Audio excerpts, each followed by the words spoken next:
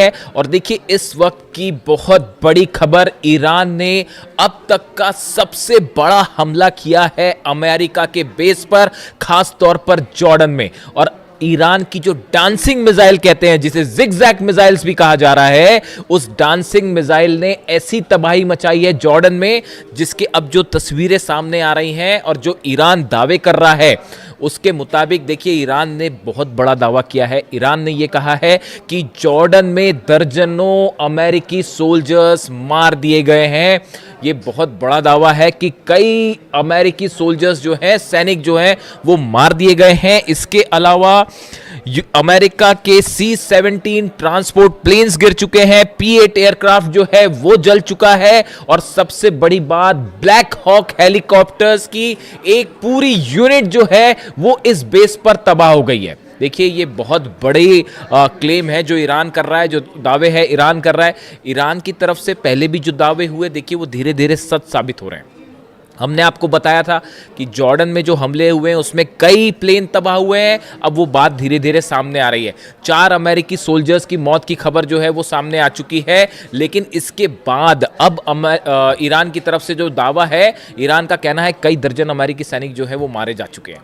लेकिन अब देखिए इसमें बड़ा सवाल ये है कि आखिर ये हमले जॉर्डन पर कैसे हुए और कैसे ईरान के मिसाइल्स ने जॉर्डन के बेसिस पर जो है वो इतना सटीक निशाना साधा कि वहां हाहाकार की स्थिति है। देखिए मुवफ़्फ़क़ अल सॉल्टी बेस जो है पूरी तरह से तबाह है, बताया जा रहा है। यहां पर जबरदस्त हमले हुए। Prince Hassan airbase, King Faisal airbase, ये जॉर्डन के वो बेसेस हैं जहां बड़ी संख्या में अमेरिकन जो थे सोल्जर्स मौजूद थे। अब देखिए हुआ क्या, ये कैसे जॉर्डन में इतना बड़ा नुकसान जो हुआ है अमेरिका को, जिसके दावे हो रहे हैं, ये कैसे हुआ, और ईरान की डांसिंग मिसाइल का क्या रोल है इसमें। अमेरिका के तमाम अखबार, मीडिया आप उठा के देख लीजिए, वो इन खबरों से भरे पड़े हैं कि ईरान की डांसिंग मिसाइल, जिगजैग मिसाइल जो अपना रास्ता बदल लेती है। देखिए ईरान की तरफ से मिसाइल दागी गई जॉर्डन के इस तमाम बेसिस पर। हुआ ये कि अमेरिका के पेट्रियट सिस्टम ने, थाट सिस्टम ने इन्हें रोकने की कोशिश की। लेकिन जो खबरें आ रही हैं उसके मुताबिक ईरान की ये मिसाइल्स जो हैं ये जिगजैग रूट अपना रही हैं, यानी कि अपना रास्ता बदल दे रही हैं। इसीलिए इसे डांसिंग मिसाइल भी कहा जा रहा है। और अमेरिका का ये कहना है, अमेरिकी मीडिया का कहना है, साहब मैं खुद नहीं बता रहा अपनी बात, अमेरिकी मीडिया जो दावे कर रहा है, आप उठा के देख लीजिए जितने अखबार हैं अमेरिका के, कि ये जिगजैग मिसाइल और ईरान की डांसिंग मिसाइल को रोकने में पेट्रियट और थार्ड पूरी तरह से नाकाम हुआ। और इन मिसाइल्स की स्पीड इतनी ज़्यादा थी कि इसे रोकना असंभव था। नतीजा ये हुआ कि बहुत बड़ा नुकसान हुआ है, और अब अमेरिका ने इसे स्वीकार करना भी शुरू कर दिया है। और कितनी कैजुअलिटी हुई है ये अभी आने वाले वक्त में पता चलेगा। और ये भी कहा जा रहा है कि बदला लेने के लिए अमेरिका आज की रात बहुत बड़ा हमला कर सकता है, इस तरह की सूत्रों के हवाले से खबर है। अब देखिए एग्जैक्टली हुआ क्या। हुआ ये कि अमेरिका के जो फॉरवर्ड बेसिस में से शामिल हैं कुवैत और बहरीन, ये दोनों जगह से अमेरिका के फाइटर जेट्स टेक ऑफ कर रहे थे ईरान पर हमला करने के लिए, जो अभी दूसरे दौर के हमले शुरू हुए इस पर। लेकिन नतीजा क्या हुआ, ईरान की तरफ से अली अल सलीम बेस जो है कुवैत में, वहां पर पेट्रियट सिस्टम तबाह कर दिया गया। $1.5 बिलियन का नुकसान हो गया। एयर सर्विलांस जो राडार था वो तबाह कर दिए गए। ऐसे ही हाल जो है बहरीन में था, शेख ईसा एयरबेस में पेट्रियट सिस्टम तबाह हो गया, वो भी $1.5 बिलियन का था। सवाल ये था कि अब ये हमले जो है, जब ये फॉरवर्ड बेसिस पर नहीं रोके जा रहे थे, तो यहाँ मौजूद जितने F-35 जेट्स थे, F-18 जेट्स यहाँ पे खड़े हुए थे बहरीन में और कुवैत में, इन सब पर खतरा मंडरा रहा था। इनसे बचने के लिए C-17, P-8 और ये जितने F-35, F-18 जेट्स थे, इनको हटा के जॉर्डन ले जाया गया। इनको हटा के जॉर्डन ले जाया गया। जॉर्डन से ईरान की दूरी ज़्यादा है बजाय कुवैत के और बहरीन के। तो इन हालात में इनको जॉर्डन ले जाया गया। अब जॉर्डन जो है वो मुख्य सेंटर बन गया ईरान के अगेंस्ट हमलों का, और जितने जेट्स टेक ऑफ कर रहे थे वो जॉर्डन से टेक ऑफ कर रहे थे। और जो अलग अलग हमले हुए, खासतौर पर ईरान के ब्रिज पर हमले हुए, टनल्स पर हमले हुए और एनर्जी सेंटर्स पर हमले हुए, उसका नतीजा ये था कि ईरान ने पलटवार शुरू किया। और सबसे बड़ा जो टर्निंग पॉइंट था वो ईरान शहर में जो ईरान के सैनिकों पर हमला किया गया, वहाँ से ईरान की सेना का गुस्सा भड़क गया। और अब निशाने पर आ गए जॉर्डन के बेसिस, यानी बहरीन और कुवैत से बड़े हमले शुरू हो गए जॉर्डन पे। और ईरान ने, देखिए मैंने आपको पहले ही कहा था कि जैसे जैसे जंग आगे बढ़ेगी ईरान अपनी सबसे खतरनाक मिसाइल्स निकाल के हमले शुरू कर देगा। अब पेट्रियट और थार्ड लगे हुए हैं, सबको पता था कि पूरा जोर लगा दिया अमेरिका ने जॉर्डन में अपने बेसिस बचाने के लिए। लेकिन हुआ क्या, ईरान की तरफ से डांसिंग मिसाइल्स फायर कर दी गई और उन बेस को तबाह कर दिया गया। अब अमेरिका हैरान, अमेरिका के जितने एक्सपर्ट्स थे वो हैरान कि भाई ये हमले हो कैसे गए, ये जिगजैग मिसाइल्स कहाँ से आ गई। और आप देखिए इतनी लंबी जंग चली, तमाम हमले हुए अमेरिका की तरफ से। डोनाल्ड ट्रंप ये दावे करते फिर रहे हैं कि भाई 70% मिसाइल ख़त्म हो गई है और 90% मिसाइल ख़त्म हो गई है। मेरे से भी दर्शक अक्सर ये सवाल पूछते हैं कि क्या ईरान की मिसाइल सब खत्म हो गई हैं, जैसा दावे डोनाल्ड ट्रंप कह रहे हैं। मैं आपको फिर से इस बात को रिपीट कर रहा हूँ, ईरान के पास कितनी मिसाइल्स हैं या तो अहमद वाहिदी साहब जानते होंगे आरजीसी चीफ, या अली खामेनी साहब जानते थे। इनके अलावा हकीकत क्या है कोई नहीं जानता। ईरान में कितने मिसाइल सिटीज हैं, इसी दिन के लिए अली खामेनी साहब ने अपनी सेना को तैयार किया था, इसी दिन के लिए तैयार किया था।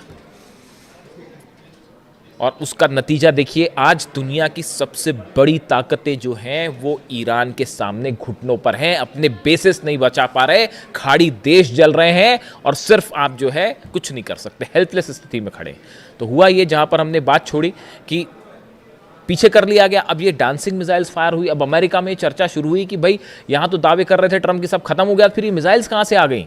तो अब वो एक नई थ्योरी लगाई गई कि भाई ये मिसाइल्स जो है रूस ने दी हैं, ये मिसाइल्स जो है वो चाइना ने दी है, मिसाइल की टेक्नोलॉजी चाइना ने दी है। मेरे से भी कई लोगों ने इस बारे में सवाल पूछा कि जो खबरें छप रही हैं अमेरिका में कि रूस और चीन मिसाइल दे रहा है और उसके ज़रिए ईरान हमले कर रहा है, आपकी क्या राय है? आप मेरी राय सुन लीजिए, मैं क्या कह रहा हूँ। ईरान को मिसाइल टेक्नोलॉजी में किसी की मदद लेने की ज़रूरत नहीं है। आप अगर ईरान के मिसाइल प्रोग्राम को देखें, ये कोई आज 6 महीने और 1 साल भर का प्रोग्राम नहीं है, ये बड़े समय से चल रहा है। और देखिए लगातार ईरान ने, मैंने पहले ही आपको एक कहना शुरू कर दिया था कि जितनी मिसाइल्स ईरान के पास हो, चाहे सजेल हो, चाहे खुर्रम शहर हो, चाहे फतह 110 हो, फतह 2 भी कहते हैं, ये सब मिसाइल के एडवांस वर्जन जो है वो आने शुरू हो गए, उन पर लगातार काम शुरू हो गया। और नतीजा ये है कि अब ये एडवांस वर्जन निकल के आ रहे हैं तो अमेरिका के हाथ पांव फूल गए और वो ये कह रहे हैं कि साहब ये तो रूस ने दे दिया। बिल्कुल ऐसा नहीं है। ईरान की जो मिसाइल्स हैं वो ईरान ने खुद डेवलप किए हैं। देखिए सैटेलाइट से मदद करना एक अलग बात है, ये वो बात सही है कि हो सकता है रूस और चीन के सैटेलाइट्स, कई एक्सपर्ट्स बताते हैं कि रूस और चीन के सैटेलाइट जो है वो मदद कर रहे हैं, रडार सिस्टम के जरिए मदद किया जा रहा है, जीपीएस के जरिए मदद किया जा रहा है, वो एक अलग बात है। लेकिन ये जो मिसाइल टेक्नोलॉजी और स्पीड, इस पर लगातार ईरान काम कर रहा है और सेल्फ रिलायंट है, किसी की ज़रूरत नहीं है ईरान को मिसाइल के मामले में। तो इन खबरों का मेरे हिसाब से कोई बड़ा आधार नहीं है कि ये मिसाइल्स पुतिन ने दे दिए हैं या चीन ने दे दिए हैं, ऐसा कुछ नहीं है। देखिए आप रडार्स दे सकते हैं, सैटेलाइट से नेविगेशन में मदद कर सकते हैं, वहाँ तक एक बात अलग है।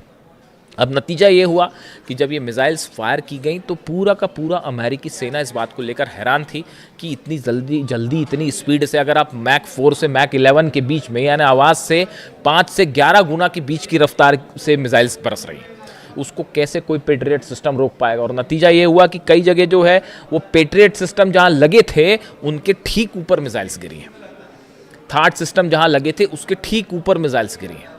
और इसीलिए जंग का जो मुख्य केंद्र है वो अचानक से जॉर्डन हो गया। मतलब ऐसा लग रहा है कि ईरान और जॉर्डन की लड़ाई चल रही है।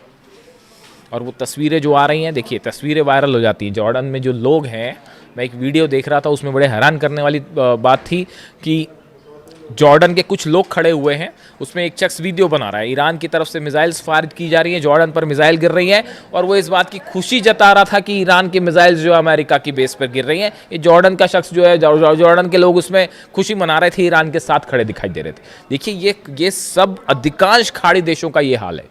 आज भी हकीकत ये है कि अगर आप एक जनमत संग्रह करा लें, प्लेबिसाइड करवा लें कि खाड़ी देशों में जो अरब देश हैं उनकी जनता क्या चाहती है, मेजॉरिटी जनता जो है वो ईरान के साथ खड़ी है साहब। उन सबको इन बात की तकलीफ है कि अली खामेनी साहब को असैसिनेट किया गया। लीडरशिप जो है खाड़ी देशों की वो अमेरिका के साथ हो सकती है, लेकिन जो आम जनता की राय है, जो जैसा कि सोशल मीडिया पर ट्रेंड करता है, जो उससे देख के जो अंदाज़ा लगता है वो ये लगता है कि बाय एंड लार्ज जो अरब देश है, इसकी जो आम जनता है वो अब भी ईरान के साथ खड़ी है। सब देख रहे हैं कि बड़ी बड़ी ताकतें मिलकर ईरान को झुकाने की कोशिश कर रही है। ईरान अपने दम पे ना सिर्फ लड़ रहा है बल्कि मुंह तोड़ जवाब दे रहा है साहब।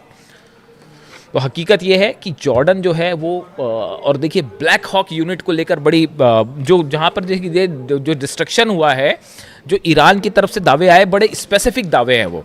एक तो ईरान की तरफ से कहा गया है, Islamic revolutionary guard corps says it launched ballistic missile at US C-17 transport plane and P-8 aircraft at Aqaba airport in Jordan, claiming several were heavily damaged, कई डैमेज हो गए, ये एक क्लेम था।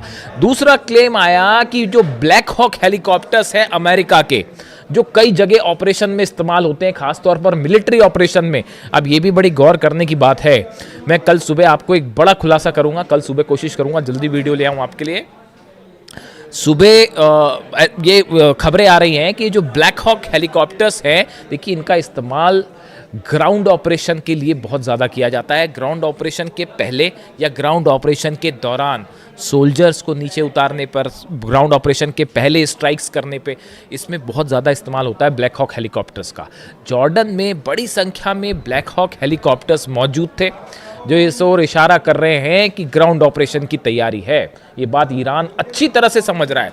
नतीजा ये हुआ, डांसिंग मिसाइल्स ने ब्लैक हॉक का डांस करवा दिया साहब। और वो जो है बड़ी संख्या में ब्लैक हॉक हेलीकॉप्टर्स जॉर्डन के बेसिस पर तबाह हुए हैं, ऐसे दावे ईरान कर रहा है। और ये जो स्ट्राइक्स हुई हैं, इस स्ट्राइक्स के बाद अब ये माना जा रहा है, देखिए बड़ा नुकसान है, सोल्जर्स मरे हैं, बेसिस तबाह हुए हैं। पिछली बार जो जंग हुई थी, जो इस सीज फायर के पहले की जो जंग थी, उसके जो आंकड़े आए, 428 अमेरिका की अलग अलग संपत्तियां थी, प्रॉपर्टीज थी, जिसमें सब शामिल थे अलग अलग, उन सबको जला दिया गया ईरान की तरफ से। यानी आप दूसरे सरल शब्दों में कहें, अमेरिका के 428 ठिकाने ऐसे हैं, जैसे एयरपोर्ट हो गया, मिलिट्री बेस हो गया, एम्यूनिशन रखने की जगह हो गई, सोल्जर्स जहां पर रुकते हैं, बैरक्स हो गई, ऐसे करीब 428 ठिकाने अमेरिका के ईरान ने जला दिए थे। ये जो सीज फायर का खेल डोनाल्ड ट्रंप खेलते हैं, ये क्यों खेलते हैं आप बताइए? अगर जंग जीत रहे होते अब तक कब्जा कर लिया होता साहब, अंदर घुस के, जैसे इराक में किया, जैसे अफगानिस्तान में किया, बाद में फिर बाहर निकलना पड़ गया, वो एक अलग बात है। लेकिन अगर जीत रहे होते तो कहीं ये कतई बात नहीं करते डोनाल्ड ट्रंप, अमेरिका कतई बात नहीं करता। ये जो बार बार हो रहा है कि हाँ अब ईरान तैयार हो गया, अब बातचीत हो रही है, हकीकत ये है कि जब बुरी तरह से पिटते हैं तब इस तरह की बात करते हैं कि आप सीज फायर कर लो। बड़े सारे एक्सपर्ट्स की ये राय है कि अमेरिका तब सीज फायर की बात करता है या टॉक्स की बात तब करता है जब ऐसा लगता है कि हारने लगा, और एक बार फिर वही स्थिति बनने लग गई है। जितना नुकसान हुआ है, देखिए ये बात साफ है, आप एयर स्ट्राइक्स करके ईरान को नहीं दबा सकते, नहीं हरा सकते, हराने का कोई सवाल ही नहीं है। अब हॉर्मूज में 2 जहाज देखा आपने किस तरह से ठोक दिए फिर से, तो हॉर्मूज पूरी तरह से ईरान के कंट्रोल में है। और अब खाड़ी देशों में बड़े missiles, dancing missiles, zigzag missiles, जिनका इस्तेमाल हो रहा है, इसकी कोई काट किसी के पास नहीं है। और अमेरिका के plane, black hawk helicopters, C-17 transport plane, सब के सब आग के हवाले हैं। आज की रात भयानक हमले होने वाले, इसमें कोई शक नहीं है। ईरान भी तैयार है और देखते हैं अमेरिका की तरफ से क्या स्ट्राइक होती है। जो भी अपडेट होगा पहुंचाऊंगा आप तक। Thank you so much.